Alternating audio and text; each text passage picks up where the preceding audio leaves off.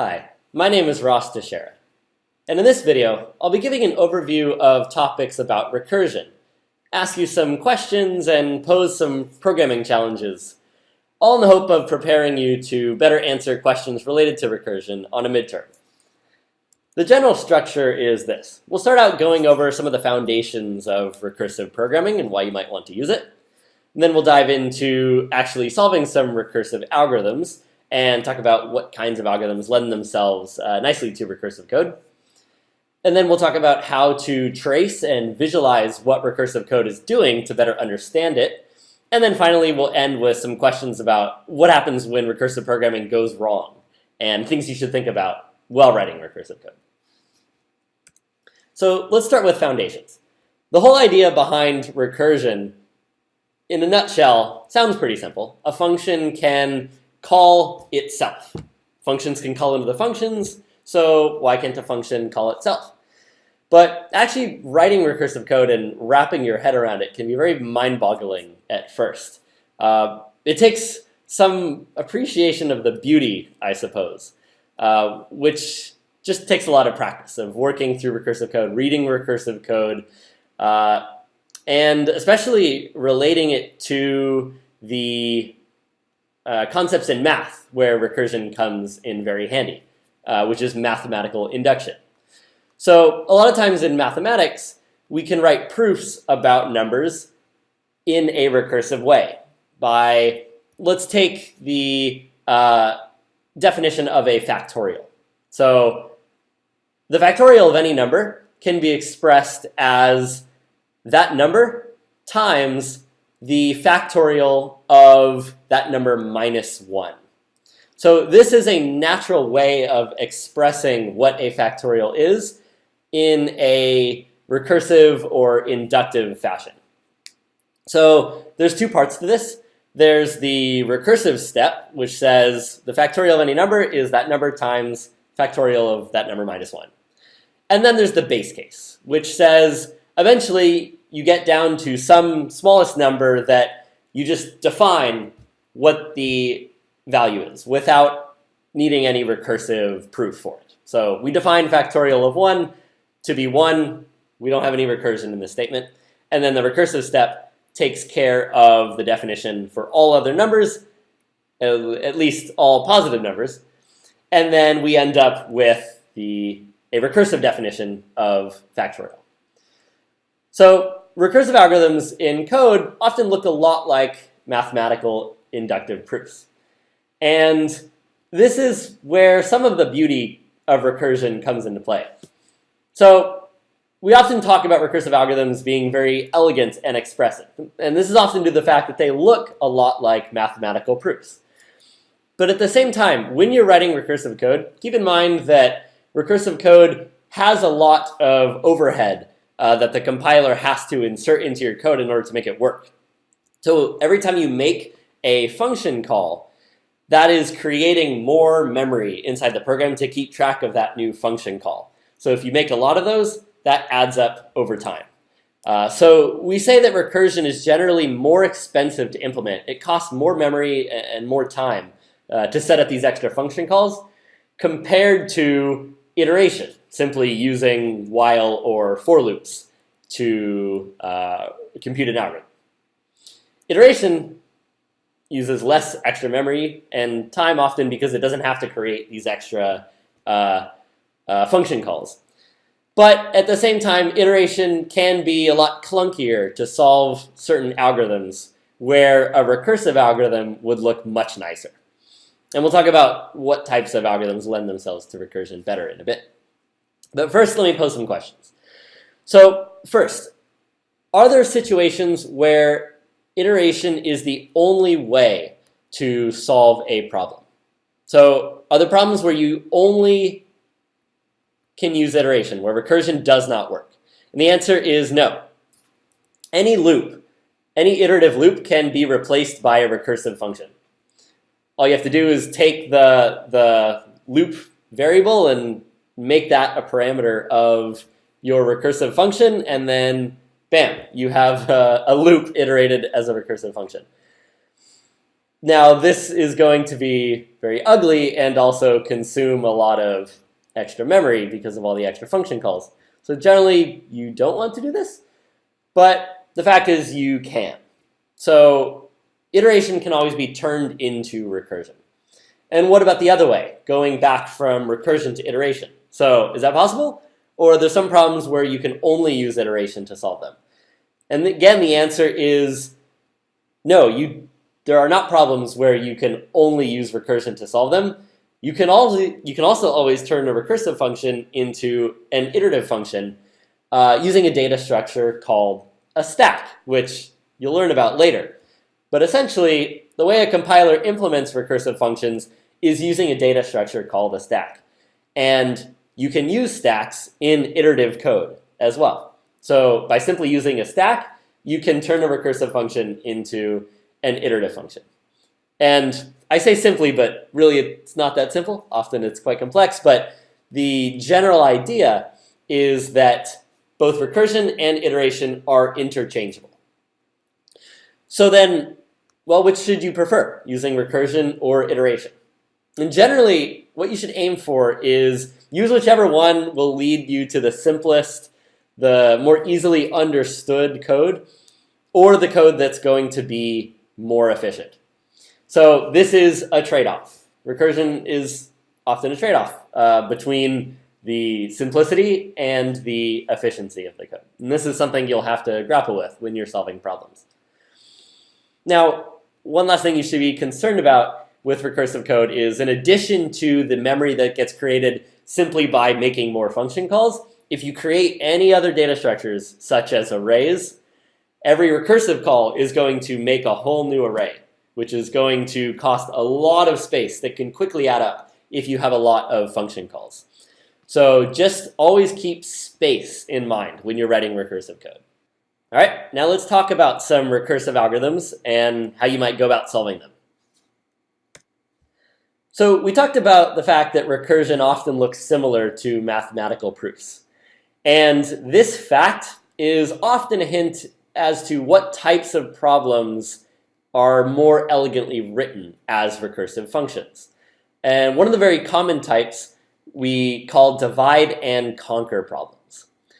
And the way to think about these problems is anytime you have a problem where you can find a solution by thinking, well, if I just had a solution to a smaller version of this problem, whether it's a smaller number or a smaller data structure, and then given those smaller solutions, you had a way of combining them or applying something to them in order to get your answer, that's a divide and conquer problem. And recursion is generally really nice for solving those kinds of problems. So when you're trying to tackle some algorithm, think about whether it can be modeled as a divide and conquer idea, where you break it down into a smaller subproblem or multiple subproblems, and then do something to them, combine them. Once you have the answers for those that you get from a recursive call, then figure out what to do to get the final answer. Most recursive algorithms follow a general pattern that contains these three things. It needs to have, first of all, a base case that says when the recursion should stop. So if you don't have a base case, you'll just keep recursing forever, and that would be a problem. So define the terminating condition, the base case for your function. Then you have some algorithm step, which is computing some result with the current parameters in the function. So often you will either take the result from a recursive call and then do something to it, or you need to set up recursive calls before you make them. Both of those would be contained inside the algorithm step. And then finally, you'll make one or more recursive calls, which compute a solution to the smaller problem. Now, they're listed in this order, but technically an algorithm or function may have multiple of these algorithm steps and multiple recursive calls. And they could happen in any order. They could happen interchangeably. You might do some work, make a recursive call, do some more work, make another recursive call, and so on. But generally, recursive algorithms need to have these three things. Now I'll discuss an algorithm we like to use a lot when introducing recursive programming that you may have seen already, Euclid's greatest common denominator algorithm, invented a long time ago. The GCD of any two numbers is the largest number that evenly divides both of them. So the GCD of 15 and 24 is 3, because 3 times 5 is 15, and 3 times 8 is 24. Euclid came up with a way of finding the GCD of any two numbers using a recursive algorithm, this one. So to start, the GCD of A and A, of two of the same number, is just that number. So that defines the base case of the recursive algorithm. And then we have two recursive cases. Either A is greater than B or A is less than B. If A is greater than B, then Euclid found that the GCD of A and B is the same as the GCD of A mod B and B, or the remainder of B into A and B. And then if A is less than B, the GCD of A and B is the same as the GCD of A and B mod A. So Euclid defines this recursive algorithm, and this lends itself very nicely to a recursive implementation that looks very similar in Java. So to express GCD in Java, we take two numbers as our input.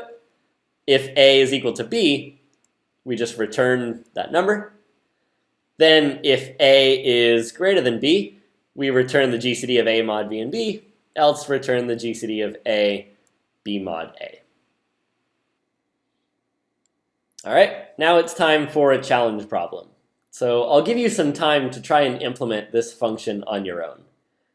The problem is printing out the binary representation of an integer. So your function should take in some integer n and print out its binary representation in order. Think about how you might solve this problem, and in particular, think about whether you want to use recursion or iteration, and which might help you solve the problem. As a hint for this problem, one way of solving this is to repeatedly divide 2 into your number n and print the remainders backwards.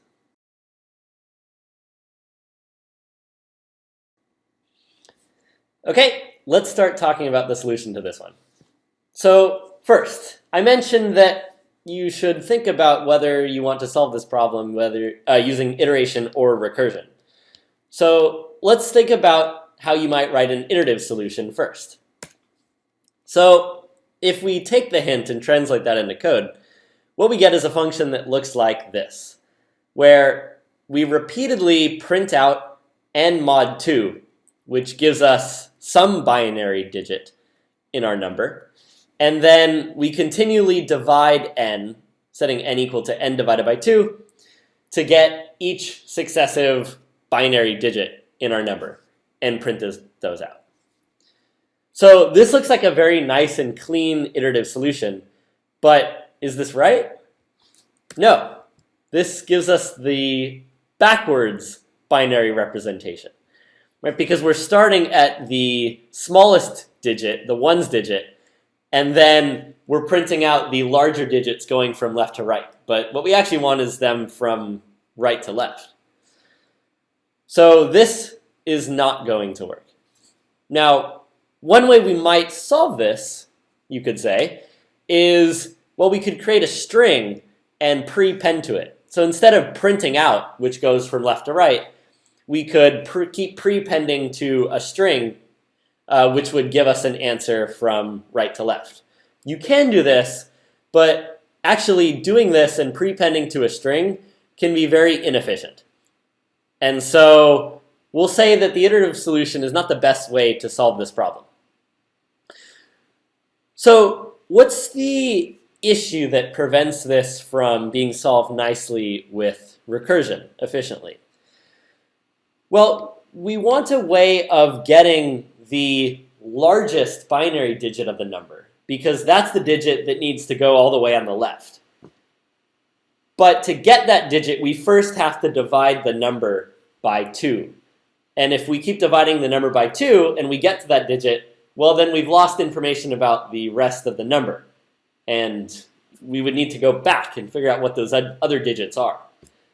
But in a recursive solution, we can actually structure our code cleverly to solve this problem. So in a recursive solution, what we might do is, instead of printing out the binary digit and then dividing by 2, we can make our recursive call first before we print out the digit in the current position. So what this will do is it will recurse all the way to the largest binary digit of the number by repeatedly dividing n. And at that point, it will print out the largest digit. And then when we return out of that, we'll backtrack to the next recursive call, which would have been the next digit to the right, the second largest binary digit, whether it was 0 or 1, and then we'll print it. And then so on. So by structuring our code in this way, we recurse all the way to the largest digit first, print that, and then we backtrack and print the rest of the numbers in order going from left to right. And finally, we just need a base case which tells our function when to stop, and that's when n equals 0. So there's no digits left. We divided n until it got to 0. So here's a type of problem where a recursive solution presents a very elegant solution, whereas an iterative solution might be a little bit clunkier or inefficient. And the naive way is incorrect. Now let's try another recursive challenge. In this problem, you want to compute the value of the natural log of n factorial. So think about how you might solve this, and again, whether you want to use iteration or recursion. All right, let's start trying to work through this one. So first of all, we need to think about some properties of the log of n factorial that might be useful for writing an algorithm. How do we even compute this?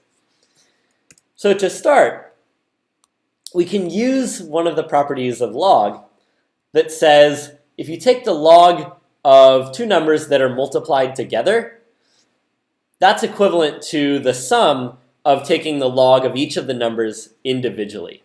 So log of x times y is equal to log x plus xy. Now if we take this and apply it to the log of n factorial, remember from our definition of n factorial recursively, that's equivalent to n times the factorial of n minus 1. So if we replace that inside the log and we apply our log rule, we then get that it's equal to log of n plus log of n minus 1 factorial. Now this is starting to look nicely like a recursive definition for log of n factorial. Log of n factorial is log n plus log of n minus 1 factorial. So let's take this and turn it into a formal definition of a recursive algorithm. So we define a base case that says the log of n factorial is just 0 if n equals 0, because the factorial of 0 is 1 and the log of 1 is 0. Then we defined our recursive step, which we got from above. Log of n factorial is log of n plus log of n minus 1 factorial. And now we can take this recursive definition and turn that into some pretty straightforward Java code for implementing it.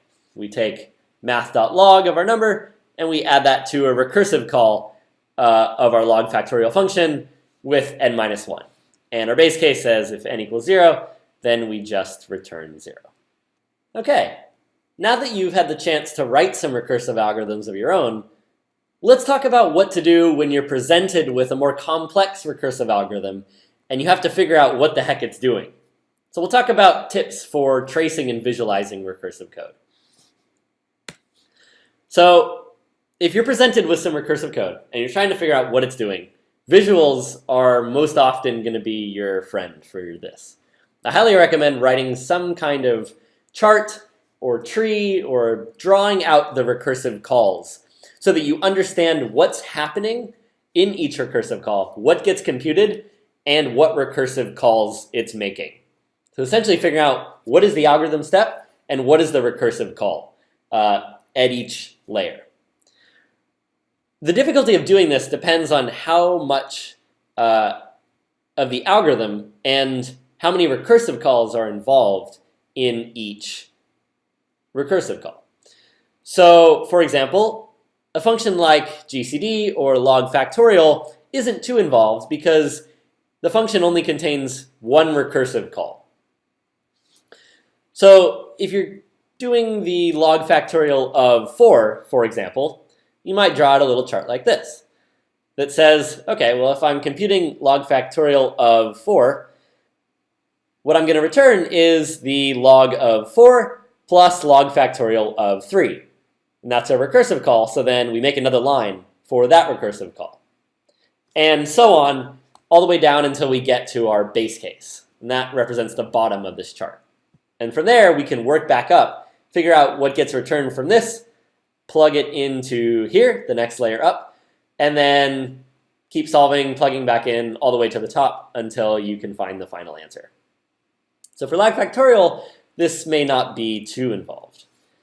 But when you're presented with more complex code where multiple recursive calls are being made, the most common example of this being Fibonacci, where if you're computing the Fibonacci, the nth Fibonacci number, this is equal to the n-1th Fibonacci number plus the n-2 Fibonacci number. So writing this out, you'll end up creating something more like a tree, where each function call makes 2 recursive calls, and then each of those recursive calls makes 2 more, and so on. So trees are another very common way of working through recursive code. And now we'll present a challenge for you to trace through this function. So here's a recursive function, x233, that takes an integer n, and it prints n, then it makes 2 recursive calls, and then it prints n at the end. So your goal is to trace through this function by drawing out the recursive calls and show what is ultimately printed when this function call returns for plugging in 6. So I'll give you some time to work on this now. Okay, now that you've had some time to work through it, let's go through the solution. So to start off, when we pass in 6, we'll check our base case. Is n less than or equal to 0? It's not, so we move on. First thing we do is, well, we print the number 6. Cool. Then we have a recursive call to n-2. So we'll draw that with our next call to x233 with 4. And that recursive call is going to print out 4. So the next number we'll get down here is 4. This call is going to make another recursive call, and we'll show it drawn out here. So 233 is going to make a call to 233 of 4. We'll call 233 of 2, and 2 will then print out the number 2, and then it will make a recursive call with the number 0, and this is our base case.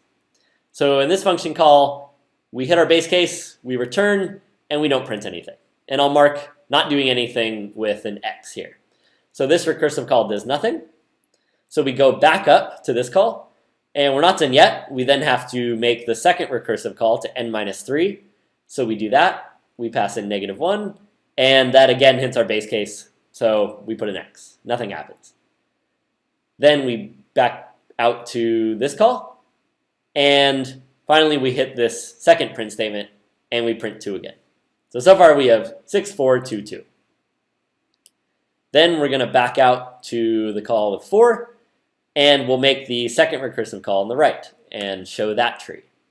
So we'll call 1.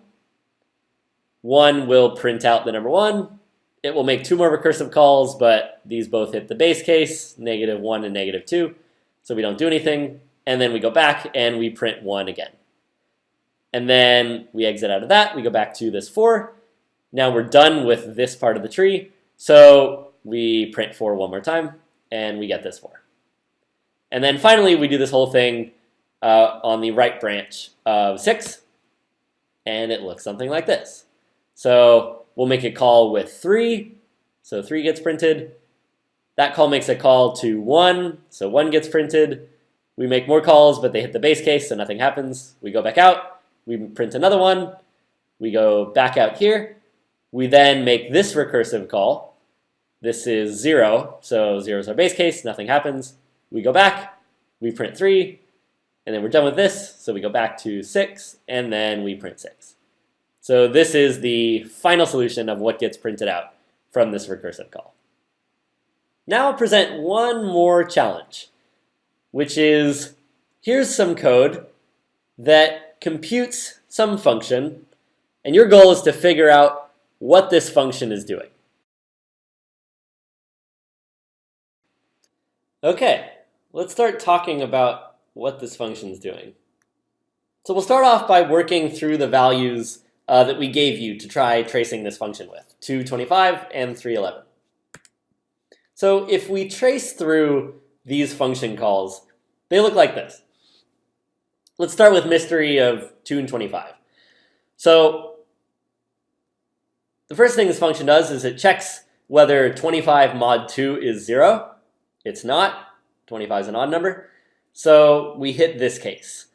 And we make a recursive call with mystery of 2 times a and b divided by 2. And then we'll add a to it. So the difference here is that if b is an odd number, we're going to return the current value of a plus this recursive call. If b is an even number, then we just return that same recursive call, but we don't add a to it. So when b is an odd number, we add the current value of a. Keep that in mind.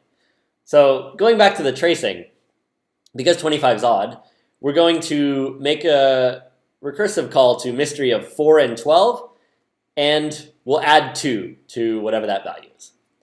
So mystery of 4 and 12, 12 is an even number, so we'll just call mystery of 8 and 6. 6 is an even number again, so we'll make a call to 16 and 3. 3 is an odd number, so we'll make a call to 32 and 1, but then we'll add 16 to whatever that gives us. And then finally 32 and 1, 1 is an odd number, so we're going to add 32 to our recursive call, which is 64 and 0. And I'm not showing the base case, but this is our base case, b is 0, so this is 0. So now that we have our full stack, we can trace back and get our final result. So at the bottom layer, we have just the number 32. Then up 1, we add 32 plus 16. And then going back up, we add 2 to that. So finally, we get 32 plus 16, 48, plus 2 is 50. So mystery of 2 and 25 is 50. And doing a similar process, we find that mystery of 3 and 11 is 33. Now, what do these values suspiciously look like? Naively, what's the simplest explanation you come up with? Well, to me, it looks like 50 is 2 times 25, and 33 is 3 times 11. So here's a theory that all mystery does is multiply our 2 inputs together. But how is this function, or how would this function compute the multiplication of a and b? The trick is thinking about this operation, b mod 2, and thinking back to how we use b mod 2, or how we take the mod 2 of a number to get its binary representation. So what if we take that technique and we think about b in terms of its binary representation? So because A doesn't matter in our cases and it doesn't affect the recursion, it only affects the final answer, let's just look at B for now and look at its binary representation. So from mystery 3 and 11, let's take our B11 and show its binary representation. 1, 0, 1, 1. And here are the digits, powers of 2 it corresponds to. So just ignoring A for now and treating it as some arbitrary variable, if we plug in mystery of some number and 11, then what we're getting back is anytime the current ones digit of our B is 1, we're going to add the current value of A to it. So let's see what happens. When mystery is first called with 11, that's odd, so we're going to add A to that. Then in our recursive call, we double the value of A, and we divide B by 2. So when we divide B by 2, what we're doing is chopping off this lowest binary digit and moving over to the next one. And we multiply A by 2. Note that that corresponds to the power of 2 for that digit. So then this number 101 is also odd. So we're going to add the current value of A, which is A times 2. We'll make another recursive call. So now our B is just 1, 0 in binary, and A is 4 times A. But because this digit is 0, we don't add that value of A, and we do another recursive call. And then finally, B is just 1, so we're going to add the current value of A, which is A times 8. So what mystery gave us is A plus A times 2 plus A times 8. And if we factor out A, then what we're left with is the binary representation of our original number B. So what we've done is just taken our original B and multiplied it by the A that we factored out. And that's why we get mystery of 3 and 11 is 33. Or in general, the mystery of A and B computes the multiplication of A and B using the binary representation of B. Now, what if we were to replace the plus A with A times A in mystery? What would the function compute then? I'll give you some time to think about it.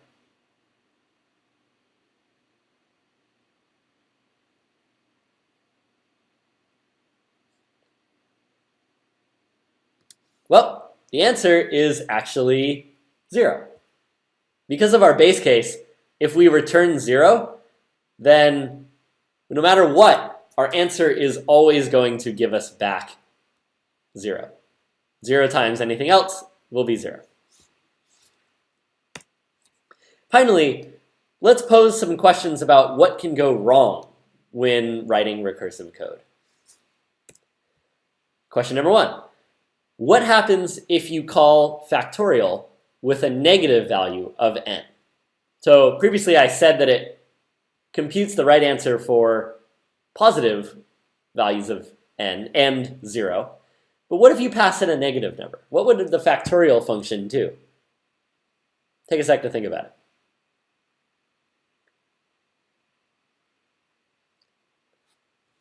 Well, if you pass in a negative value, say -3, then factorial computes -3 times the factorial of -3 minus 1, or -4.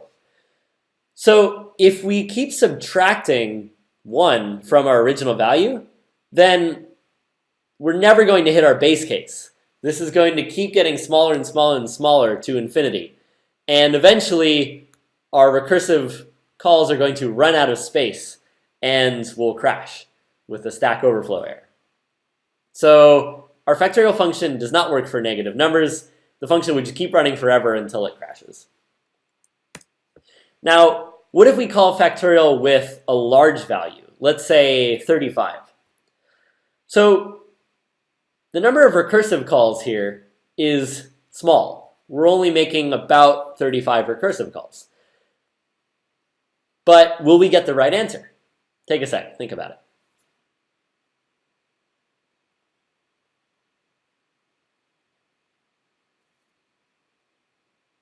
So if we call factorial with 35, the factorial of 35 is roughly in the order of 10 to the 40, which is a massive number and far larger than the integers that can be represented in Java. Java integers only go up to 2 to the 31 minus 1. So the issue is that we'll run out of space in Java to represent our final answer. And what we get is called an overflow. So if your number is increasing and it goes past the maximum possible number, then Java will actually wrap that number back around to a very small negative number. And then our answer loses all meaning. So these are two error cases to consider when writing recursive code. Factorial will fail with negative numbers, and it will also fail when the value of the factorial is larger than the maximum integer in Java. Finally, here's some recursive code that you should figure out what's wrong with it. So this looks like our recursive code from before a little bit, our x233. Now we have x235 that's computing some string value and returning that and making some recursive calls. So figure out whether this code works or whether there's something wrong with it.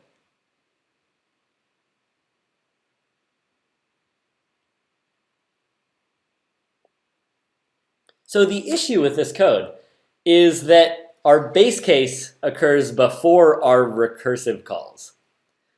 So if we write our base case after we make recursive calls, then our function will be infinitely making this recursive call, x235 of n minus 3, before it ever terminates. So we're going to go from 3, let's say we call x235 with 3. Then it will go to 0, to -3, to -6, and then so on until we again crash and reach a Stack Overflow error. All right, that sums up our overview of recursion. I hope you found this helpful, and best of luck on your exams.